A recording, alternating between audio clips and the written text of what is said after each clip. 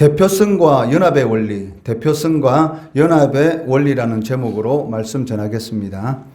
오늘 본문 말씀은 모든 사람이 아담 안에서 죄의 종노릇한 것과 성도가 예수 그리스도 안에서 왕노릇하게 된 대표성과 연합의 원리에 대해서 말씀하고 있습니다. 이러한 대표성과 연합의 원리는 아담 개인의 범죄로 말미암아 아담 이후로 태어난 모든 사람들이 어떻게 죄와 사망의 지배 아래 놓이게 되었는지를 잘 보여주고 있습니다. 하나님께서는 아담과 행위 언약을 맺으셨습니다. 즉 선악을 알게 하는 나무 열매를 먹으면 반드시 죽게 된다는 것입니다. 그러나 이 행위 언약은 겉으로 보기에는 하나님과 아담의 1:1 언약이지만 아담이 인류의 대표로서 맺은 언약이기 때문에 아담 이후로 태어난 모든 사람에게 동일하게 적용되는 것입니다. 그렇기 때문에 아담이 범죄하였을 때 아담 이후로 태어난 모든 사람도 그 범죄에 함께 가담한 것이 되기 때문에 죄와 사망이 모든 인류 위에 왕노릇하게 되었다라고 말씀하고 있습니다. 12절 말씀해 보시면 그러므로 한 사람으로 말미암아 죄가 세상에 들어오고 죄로 말미암아 사망이 들어왔나니 이와 같이 모든 사람이 죄를 지었으므로 사망이 모든 사람에게 이르렀느니라 라고 말씀하고 있습니다.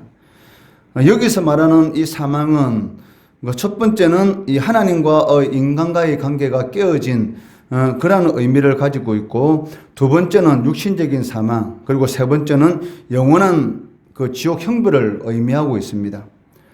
그런데 이 대표성과 연합의 원리는 또한 성도들이 어떻게 죄와 사망에서 해방되고 어렵다 하심을 받았는지, 그리고 그리스도와 함께 어떻게 왕노릇하게 되었는지도 잘 보여주고 있다는 것입니다. 하나님은 하나님의 아들 예수 그리스도와 이 구속 언약을 맺으십니다. 이 언약은 예수가 인류의 죄값을 대신해서 십자가에 못 박혀 죽으심으로 말미암아 그를 믿는 모든 사람을 구원하기로 한 은혜 언약이다라고 말을 할 수가 있다는 것입니다. 그래서 누구든지 구속사역을 성취하신 예수 그리스도를 믿으면 그 믿음을 근거로 해서 성도는 그리스도와 연합하게 되는 것이고, 그리스도의 의가 증가됨으로써 그리스도와 함께 왕노릇하게 되었다라고 말씀하고 있습니다. 17절 말씀해 보시면 한 사람의 범죄로 말미암아 사망이 그 한 사람을 통하여 왕노릇하였은즉 더욱 은혜와 의의 선물을 넘치게 받는 자들은 한 번 예수 그리스도를 통하여 생명 안에서 왕노릇하리로다 라고 말씀하고 있다는 것입니다. 특히 바울은 오늘 이 본문 말씀에서 한 사람이라는 이 말을 반복적으로 사용하고 있는데, 그 이유는 그 천지 만물을 창조하신 하나님께서는 이 말씀을 통해서도 죄를 사하여 주시고 인간을 구원해 주실 수 있는 그러한 능력을 충분히 소유하고 계시다는 것입니다. 그럼에도 불구하고 왜 하나님께서 직접 인간의 육신의 몸을 입고 이 세상에 오셔서 십자가에 못 박혀 죽을 수 밖에 없었는지를 이 한 사람이라는 이 단어를 통해서 바울 사도는 반복적으로 강조하고 있다는 것입니다.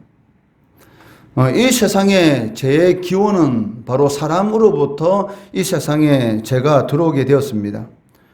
그렇지만 이미 죄는 아담이 범죄하기 이전부터 있었다는 것입니다. 사단이 타락한 것은 인간이 범죄하기 이전에 그러한 사건이었습니다.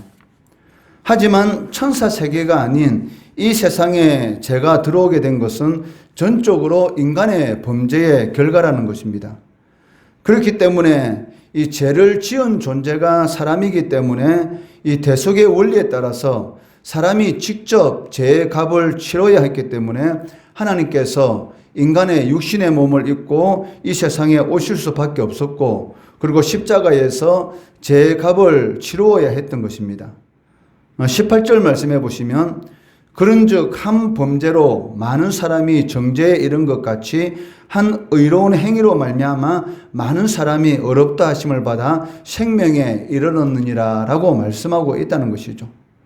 인류의 조상인 아담의 한 범죄로 인해서 이 대표성과 연합의 원리에 의해서 이 세상에 아담 이후로 태어난 모든 사람들이 죄와 허물로 죽었던 영원히 지옥 심판을 받을 수밖에 없는 그러한 존재가 되었다는 것입니다. 이와 마찬가지로 이 대표성과 원리에 의해서 죄가 없으신 하나님께서 인간의 몸을 입고 이 세상에 오셔서 십자가에 못 박혀 죽으시는 그런 행위를 통해서 그 예수 그리스도께서 나의 모든 죄 허물을 대신해서 십자가에 못 박혀 죽으셨다라는 것을 믿는 그 믿음을 근거로 해서 모든 사람이 어렵다 하심을 받고 영원한 생명에 이르렀다라고 말씀하고 있다는 것입니다. 이러한 그 대표성과 연합의 원리는 그 나 한 사람의 행동이 주변에 얼마나 많은 영향을 미칠 수 있는가를 우리들에게 잘 설명해 주고 있습니다. 나 한 사람의 행동이 내가 그렇게 이 세상에서 유명한 사람도 아니고 또 내가 그렇게 다른 많은 사람들에게 특별한 영향력을 미칠 수 있는 그런 위치에 있는 사람이 아니기 때문에 내 한 사람이 어떤 행동을 하더라도 뭐 크게 그렇게 주변에 영향을 미치지 못할 거야 라는 그런 생각을 가지고 우리가 아무 생각 없이 이런 하나의 행동을 하는 그런 경향이 있는데, 실질적으로 오늘 이 본문 말씀해 보시면 내 한 사람 행동이 주변에 얼마나 많은 영향을 미칠 수 있는가를 한번 이렇게 생각하게 한다는 것이죠. 아담이 하나님의 이 말씀에 불순종하는 그러한 죄를 지었을 때에 자신의 그러한 한 행동이 이렇게 아담 이후로 태어난 모든 사람들에게 이 죽음의 이런 사망의 이 종로로 타도록 만들 것이다라는 그런 생각은 아마 하지 못했을 것입니다. 마찬가지로 우리가 하루하루의 삶 가운데서 하는 모든 행동들이 내 주변에 얼마나 많은 영향을 미칠 수 있는가에 대해서는 우리가 실질적으로는 무감각하게 생각하고 있는데, 사실은 나 한 사람의 행동이 주변에 많은 영향을 미칠 수도 있다는 것입니다.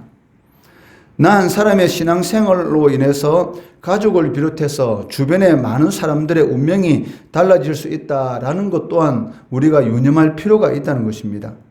창세기 19장 29절 말씀해 보시면 하나님이 그 지역의 성을 멸하실 때에, 즉 소돔과 이 고모라를 멸하실 때에, 곧 롯이 거주하는 성을 엎으실 때에 하나님이 아브라함을 생각하사 롯을 그 엎으시는 중에서 내보내셨더라라고 말씀하고 있습니다.